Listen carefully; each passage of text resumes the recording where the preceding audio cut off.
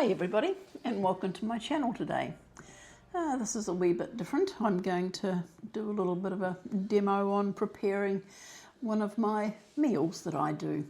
So yeah, I have actually posted my stats as well, so that's there, but once that's just been discussed, I'll go on then and start just doing this bit of a food demo. Okay.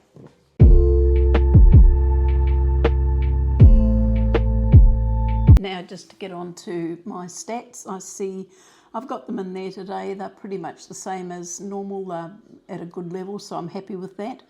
I have posted my food consumption from yesterday.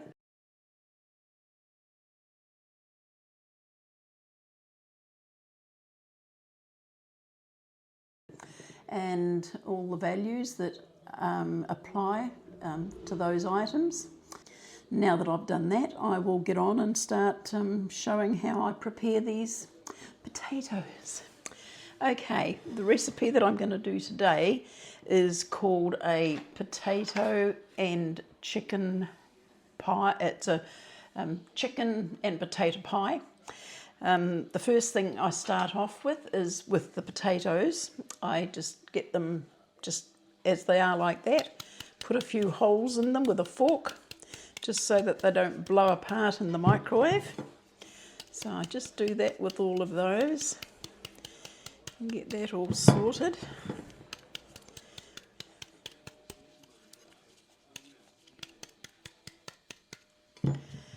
And the last one, get that all done there. Right, once I've done that, I cover the potatoes with a tissue or a paper towel or something like that, just so that when they are cooking in the oven, in the microwave, they're not spitting all over the place.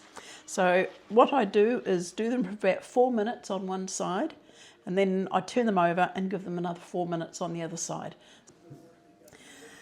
Okay, so while those potatoes are cooking, I just get a pot or a saucepan, whatever you call them in your place, in your language. But I get a pot, put some water in it. It's probably about a couple of cups in there. And then I get a cup and a half of frozen carrots, corn and peas, and put those into the pot. And I put those on to boil. So after that initial 8 minutes of cooking your potatoes, depending on the size of the potatoes and the power of your microwave, you may need to give it a little bit more. I've just given mine another couple of minutes because a couple of the potatoes were quite big. So that just gives, you need to be able to sort of get your knife into them but not have them too crumbly. So that's just the consistency you need for those. So following that, I get a jug of boiling water and I put, let me see, whoops, I've got to put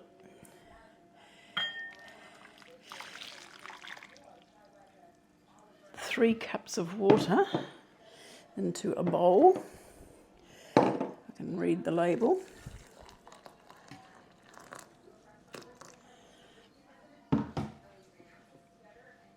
So that's 3 cups of boiling water. I always do it in my jug. Start off with cold water and boil it in the kettle so that I get it nice and hot. Then what I've got here is some sachets of roast chicken gravy. Now that's the label there. There's 3 sachets to a pack. And this particular recipe, I use the whole 3 sachets. And on the back there, there is the calorie count and all the energy levels for the whole 3 sachets that I'm putting into this. And that whole measurement goes into my plan because I'm going to be dividing this up into 4 meals because I've got the 4 potatoes. It's going to be 4 meals, but that pack with the 3 sachets goes in to make the first original, to make the 4 combined, the recipe with everything in it. So I just get those, just snip them open and pour into the water.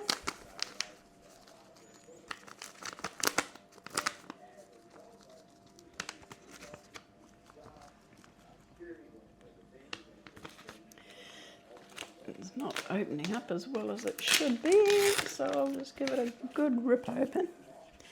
That's one of them.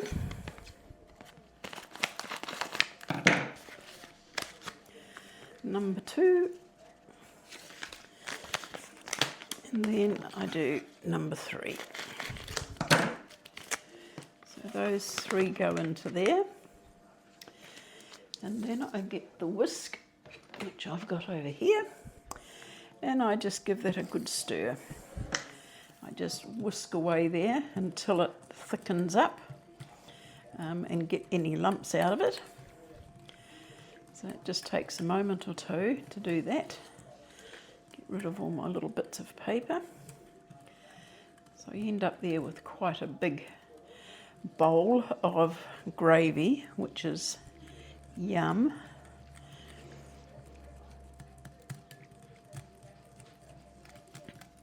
So just whisk that all up to get any lumps out of it. It's really good.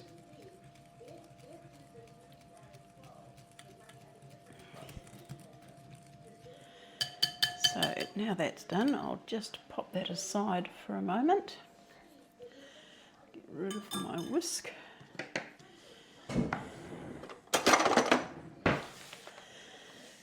Okay, so the next thing I need to do is I've got some chicken and it's cooked chicken.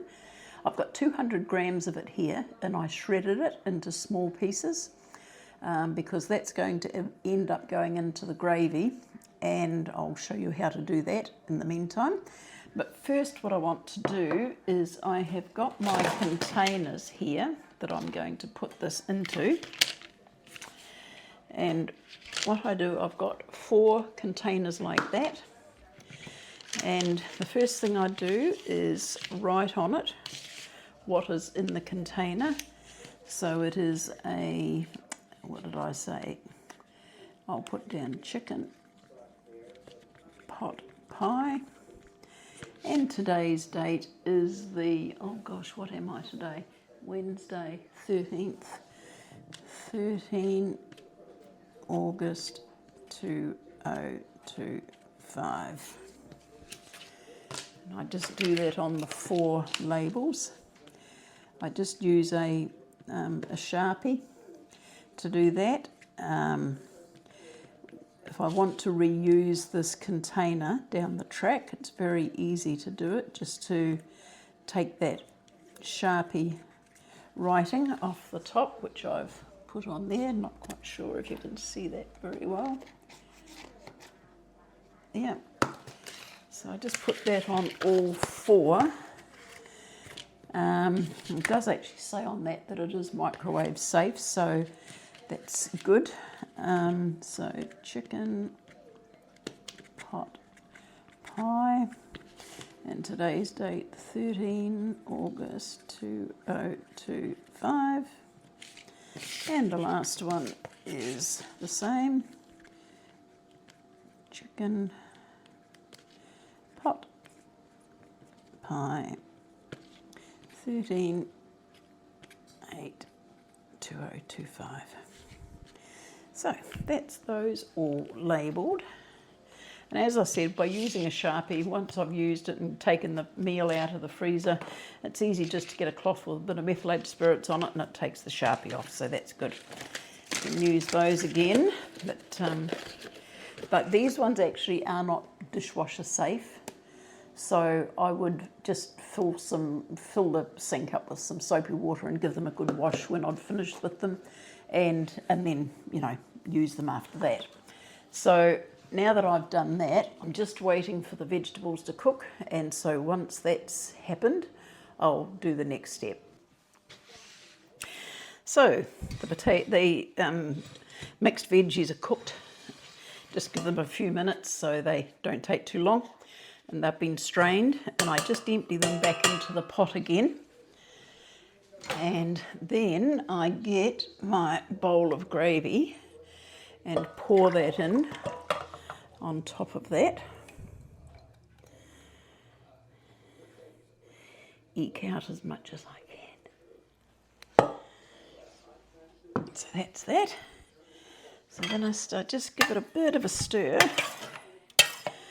and then I get the chicken, which I've previously shredded, and I put that all into the pot as well. So then once I've got that in there, I just give it a good stir just to mix it all up. So that looks quite yummy, just like so. So I just pop that aside for a moment. So now I've brought back the potatoes. So what I need to do with these is just cut them down and then just across as well, like that. Cut them from one end to the other, and then just put them in a cross as well, just like that. Same with that one, and in a cross, just like that,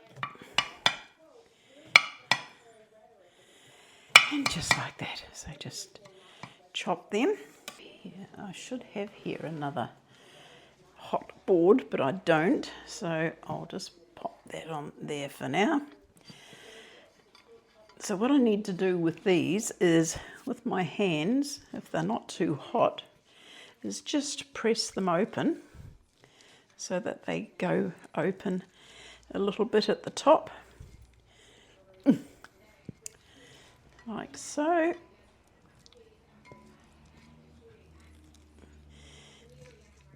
If they're a bit hot, it can be a little bit tricky. So it's a bit of an exercise in itself.